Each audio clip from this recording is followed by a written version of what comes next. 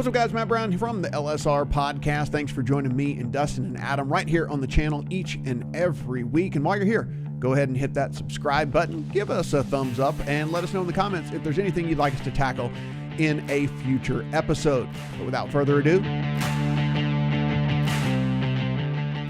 and guys, to close things out today, we said we were a little angry in this pod coming in, and so there was some anger towards Illinois, and we're going to close this thing out with a little bit more anger here. One of the things, and we actually mentioned this when we were talking about how a little bit of extra money might help these sports books in their PR efforts, in, education efforts and things like that. And I think that we saw this really kind of rear its ugly head here, guys, this past week when we saw a piece come out. I mean, we're talking the New York Times here, and this isn't the first time that this has happened. And Dustin, I know that you were kind of documenting the multiple times that this has actually happened over the course of the last several years here, but especially in 2020, as we sit here, I mean, you're in New York. I mean, you're right next door to where this all kind of happened in New Jersey and whatnot.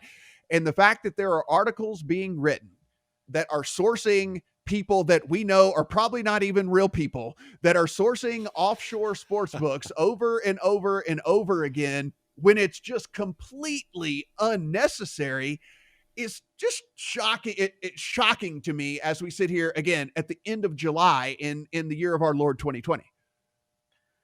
Yeah, I mean, New York Times did a piece that entirely talked about offshore sportsbooks and how they're dealing with the coronavirus, right? So they talked to Bovada and Bet Online, two of these offshore sportsbooks, and yes, the New York Times is aware of offshore sports books, that they operate illegally in the United States. They did it.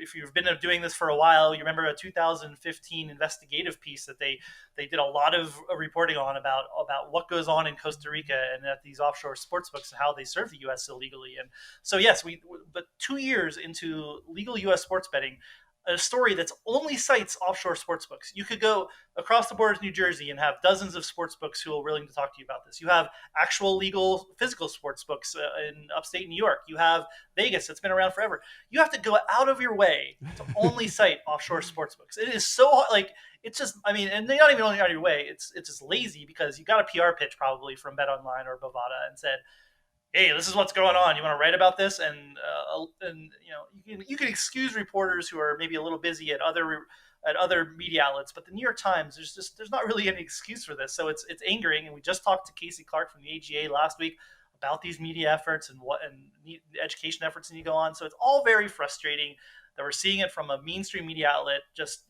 legitimizing what offshore books who are not operating here illegally.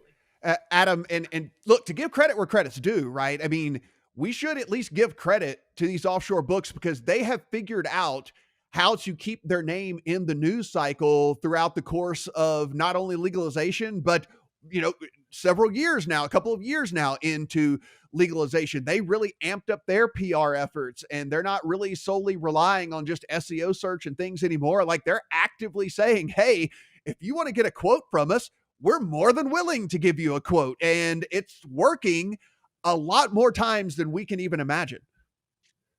Matt, the only way I can say give them credit is in the same way that, when a political candidate wins a race and gives his acceptance speech, and the very first thing he says is, well, let's give my opponent credit. He ran a great race.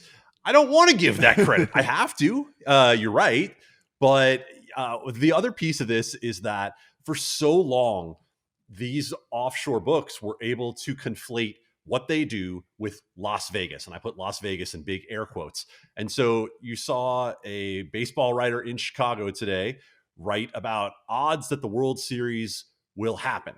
And it was retweeted by Keith Olbermann, obviously a big media personality. And it said, Vegas touts say XYZ.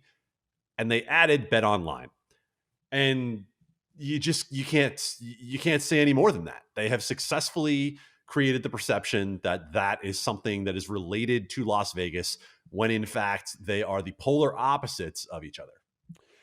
So I guess my question becomes then here before we get out of here, guys, is there anything we can do about it? Is there anything that we, the three of us, is there anything that we can do about this at all?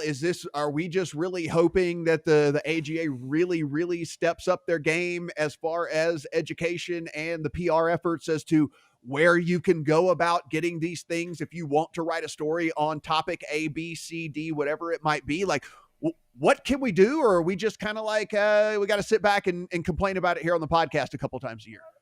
That's all we can do is complain. I mean, what it has to do, if you're a sportsbook operator, you should just be copying what these guys do, right? You should be, they have good press operations at these sportsbooks, right? But it's just not quite as savvy as what they have done or what the offshore books have done over the years. So I think you try to beat them at their own game. You dedicate resources to this. You just get in people's inboxes all the time.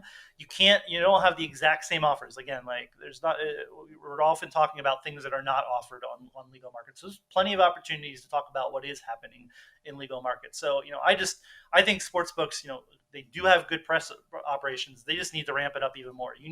This is what you're fighting against. And you see all these mainstream media mentions all the time. This isn't just going to happen organically or by the three of us wishing it away or complaining on a podcast. It needs to be an active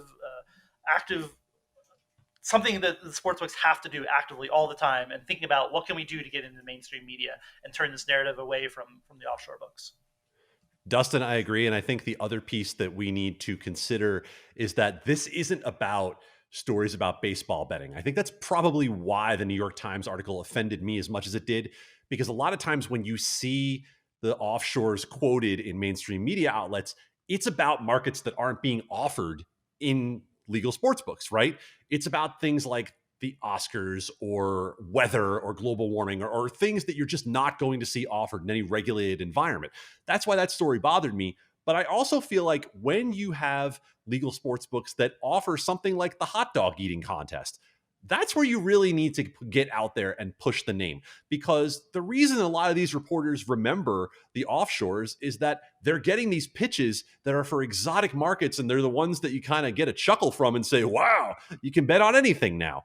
Well, you can bet on anything offshore. You've never been able to bet on anything in Vegas, and you can't in most of the legal markets, but that is the headline grabbing stuff. So when you have some of these slightly, I'll call them off-brand markets, whether it's Belarusian soccer, ding, or table tennis in Russia, it doesn't matter. Those are the ones that I think are more headline grabbing, and I would actually focus some of my PR efforts around that. Guys, as always, everything we talk about here on the podcast, you can find over at legalsportsreport.com. And of course, that great online poker story over at our sister site, onlinepokerreport.com. So be sure and head over there and take a look at those. We are on Apple, Spotify, Stitcher, and Google. So please go and subscribe, rate, and review. We really do appreciate those. It helps us climb up that chart. More people can find this very here podcast. If you want to follow Dustin on Twitter, you should, at Dustin Gouker. If you want to follow Adam, you should as well, at Adam Candee. That is 2 E's, no Y. Why you would ever want to follow me, I have no idea. At Matt Brown M2, if you want to do that as well. LSP Report on the Twitter machine for the main account. For Dustin, for Adam, I'm Matt. Talk to you guys next week. Guys, as a reminder, the full version of this podcast can be found over at legalsportsreport.com, as can the written breakdown of every topic we talk about on the show each and every week. Thanks for watching.